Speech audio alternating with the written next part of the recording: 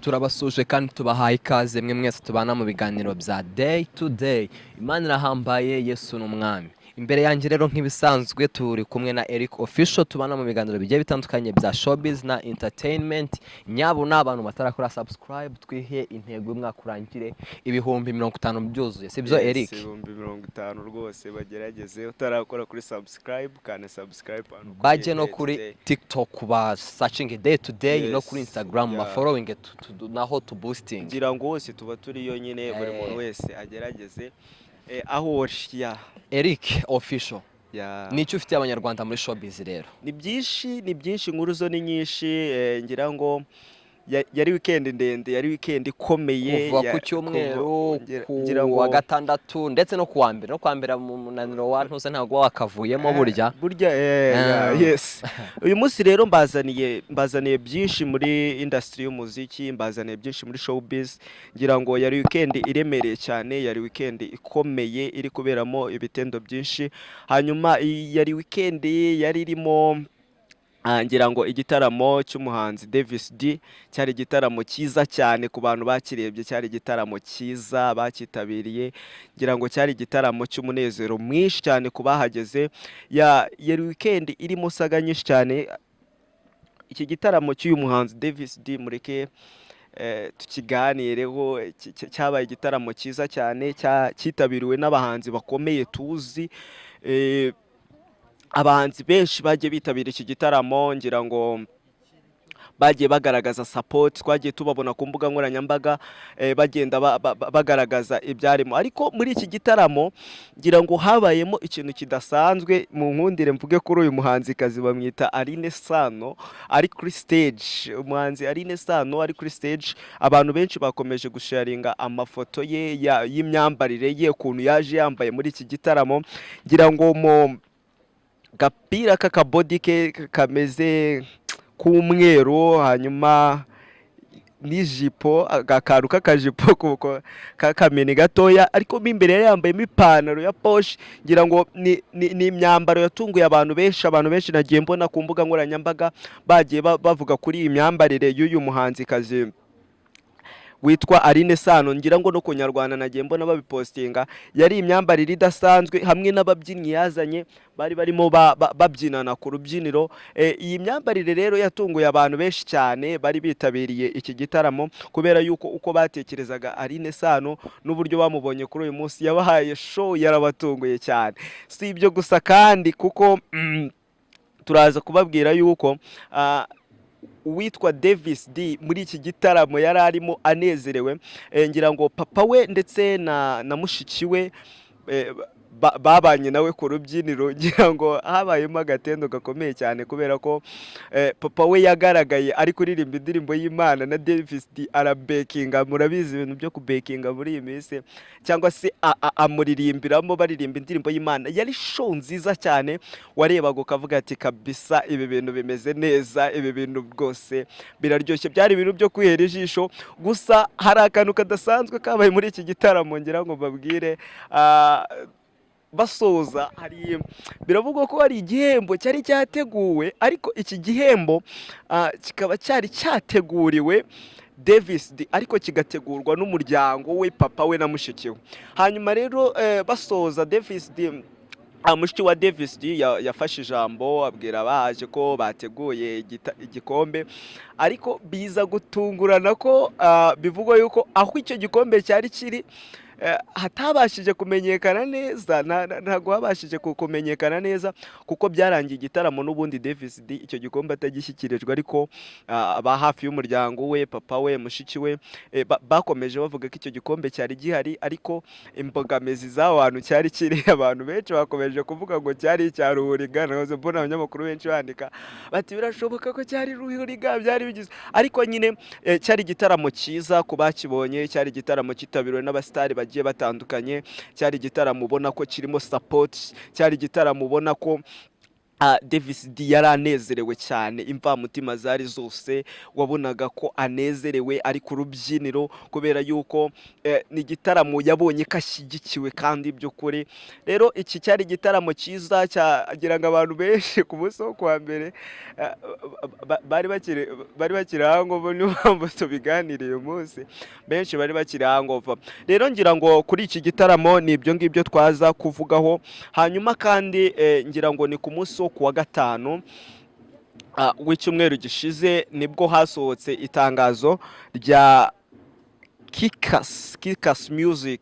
Iyi ni studio managinga umuhanzi Bwiza ndetse n'uwitwa Niyo Bosco. Aba ni abahanzi bombi bamanagingwa n'iyi Kikas. Rero kuwa gatanu washize mu masaha y'umugoroba nibwo hasohotse itangazo rya Kikas rivuga ko indirimbo Bwiza yakoranye na The Ben itari kugaragara kuri YouTube kubera ko yabaye copy paste yakopiwe. Bakavuga yuko iyi ndirimbo rero itakiri kugaragara kuri YouTube channel ya Bwiza official, ariko basohoye itangazo rivuga yuko bari guhandoringa iyi situation.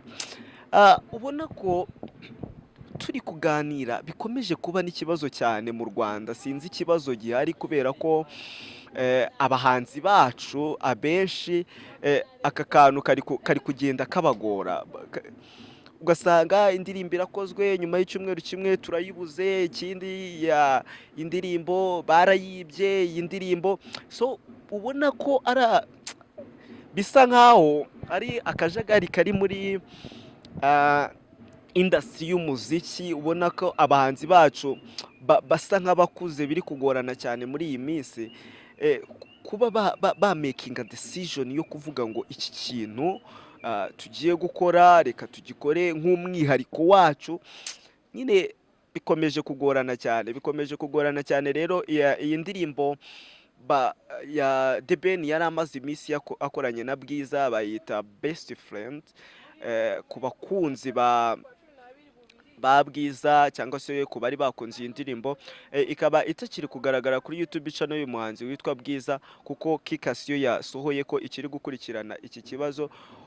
Bavuga mu itangazo yuko ari umuntu utifuza iterambere rya industry y'umuziki wa birikodinze. Ariko bakunzi bacu ubundi mu ijisho ryanjye turebye uko bimeze, buriya industry y'umuziki muri iyi minsi harimo zagara biri kugorana cyane. Rero iyi ndirimbo ku bakunzi be mbose ni nziza, yari ikoretse neza. Reka twitege yuko biza gukunda ko isubiraho tukongera tukayibona, kubera yuko nagiye mbona abantu benshi baragiye babiganiraho babisesenguraho, bandi bateraho amakomenti. Ariko twizeye ko mu minsi mike cyane dushobora kuzongera kubona iyi ndirimbo yagarutse kuri YouTube channel y'uyu muhanzi. Nkiri kuri iki kintu mu nkundire, nanone twagiye tubibona mu minsi yashize, nabwo nibwo ngira ngo twarabibonye ku Irene ya Chris Iza aherutse gukorana ikiganiro na Irene kuri channel yabo, niho bakoreye ikiganiro ku ndirimbo iherutse gukorwa ya Chris Iza yitwa Sambarera. Bikaba bivugwa ko iyi ndirimbo nayo yakopewe Chris Iza atari umwihariko we, ahubwo yayikopeye. Ibi bintu rero ukaba ubona ko bikomeje kuba muri industry nk'akajagari, nyuma y'uko abahanzi benshi bamaze kwishyira hamwe bakavuga ko ibi bintu bitanakwiye muri industry y'umuziki. So uyu munsi wa none dufite abahanzi kwicara bagakora igihangano cyabo, bakakidevelopa, bakakizamura.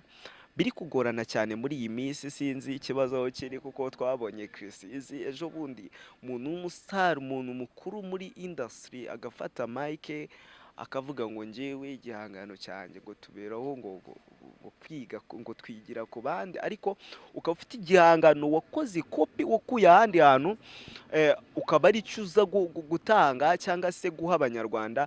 nyine ubona ko atari akantu keza mu muziki w'u Rwanda, abahanzi bacu kandi ikintu kibabaje cyane, ibi bintu biri gukorwa eh, n'abasitari bakuru. Ibintu biri gukorwa n'abasitari bakuru, abantu bafite levels zimwe bavuyeho, bafite indi levels bagezeho. Twakabaye twitezeho innovations, twakabaye twitezeho guhanga udushya, twakabaye twitezeho ko batuzanira product iri karite, ifite karite ihambaye, imeze neza. Rero uyu munsi wa none iki kibazo rwose gikomeje kuba, ariko kuri Chris we ngira ngo donc arabikora, agatanga reference akavuga ngo njyewe igihangano nakoze nirefe ahangaha kuri Chris we ubona sinzi, ubona ntacyo bitwaye, ariko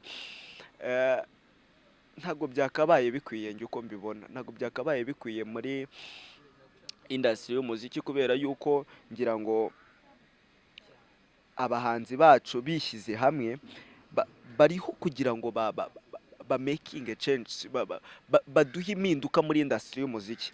Rero nk'uko nahoze mbivuga, birababaje cyane ko abo dufite bakomeye, bafite levels bamaze kugeraho, bafite urwego bamaze kugeraho, aribo bari gukora ibintu bisa bigaragara nk'ubunebwe. Dufite abahanzi bafite ubunebwe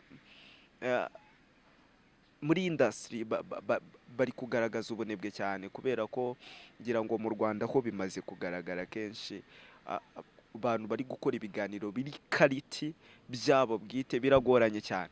Rero ibi bintu bikomeje kugaragaza umuco w'ubunebwe utari mwiza, bitanagaragara neza ku bakunzi babo, ngira ngo so ibi bintu rero bikomeje kugorana ku bahanzi bacu dufite muri industry y'umuziki, bikomeje kuba ibibazo. Rero hanyuma kandi ntago ari ibyo gusa, ahubwo ngira ngo nk'uko twagiye tubigarukaho, tukiri kuri iyi ngingo, reka tuvuge kuri aka kantu. Abahanzi bo muri industry y'umuziki bakora umuziki, ngira ngo bamaze kwishyira hamwe, nahoze mbona barakoze association, bishyize hamwe, barimo baharanira ubwigenge bw'ibihangano byabo. Ugasanga ngiye nkoze igihangano cyanjye, kubera ko bakoze igihangano donc kikaba cyakunzwe, yes, bashyizeho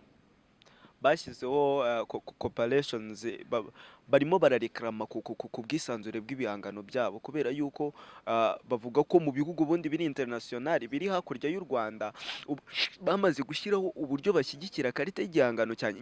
Niba akoze ikiganiro cyangwa se akoze igihangano cye agakora indirimbo, igomba kuba ifite source, n'uyikoze akamuha reference, akamenya ngo iki gihangano cyanjye nkoze kizanyinjiriza. Impamvu turi kubona industry y'umuziki iri gukena cyane mu minsi ya none, nuko abantu benshi turi kuza tukinjira muri industry, tugakora kopi, tugakura hariya, tukazana hano, tukazamuka, twabona icyo uyu yakoze nacyo tukabona ni cyiza, then nanjye ngakoraho kopi, nkazamukiraho ngaho, turi kwigiraniraho.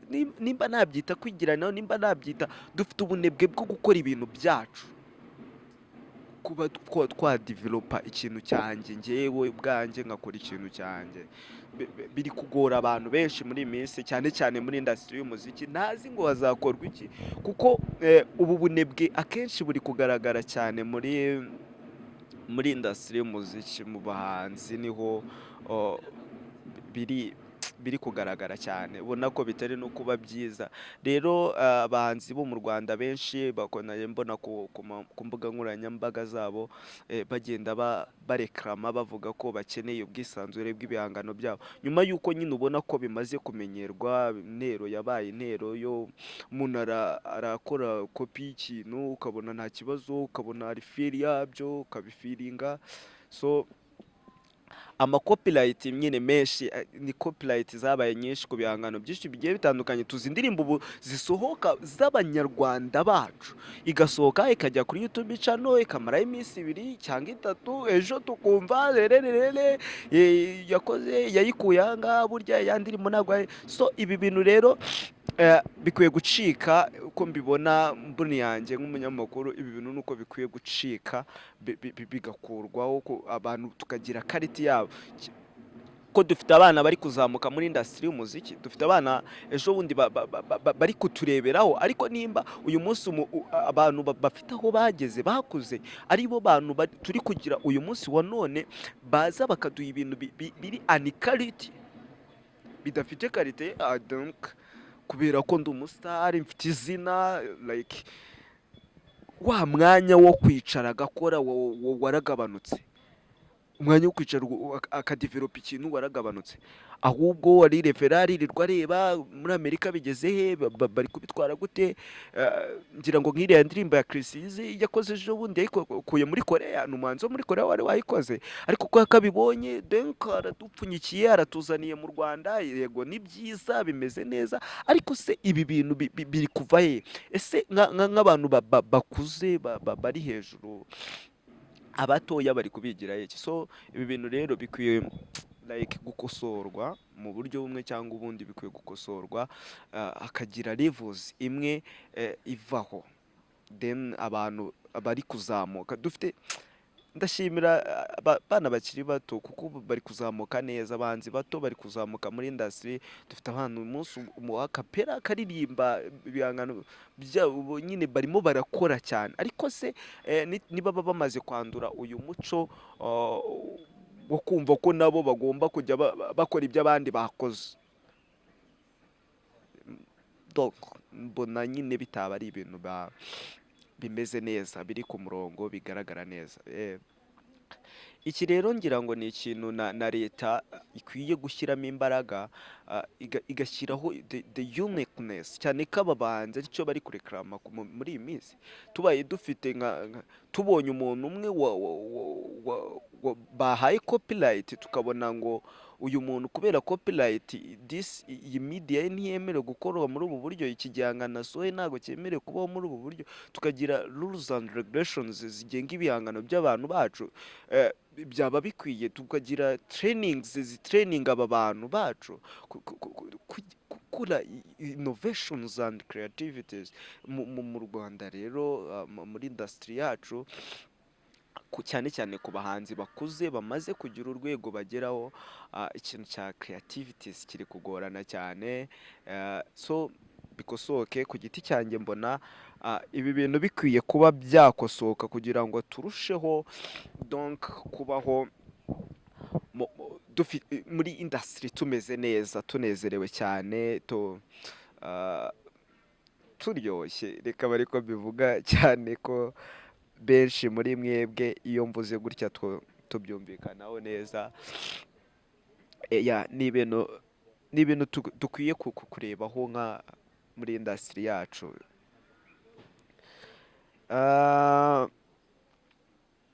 ikindi kandi rero indi nkuru iri guca ibintu hanze y'umupaka w'u Rwanda ngira ngo ni Diamond Platnumz na Zucho nyuma y'uko bamaze gushyira hanze indirimbo basohoye indirimbo ku gatandatu kugira ngo indirimbo nayo yaciye ibintu ku mbuga nkoranyambaga yari indirimbo nziza cyane yari imeze neza hanyuma nyuma y'uko basohoye indirimbo rero batumiwe mu gitaramo muri Kenya abantu benshi nabonye batera amakomenti kuko ahabanje Diamond na Zucho bari bagaragaje ko batakiri kumwe mu rukundo.